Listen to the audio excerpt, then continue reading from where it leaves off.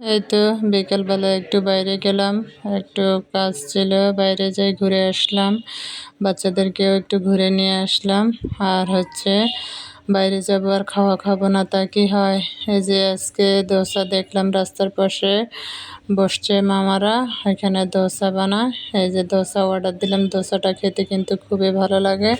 আমি দোসার সাথে ডাউল ভুনা, তারপরে চাটনি, টক দইয়ের একটা চাটনি ছিল, আমড়ার চাটনি, এগুলো দিয়ে খেলাম। তারপরে বাচ্চাদের জন্য মিট বক্স অর্ডার দিলাম।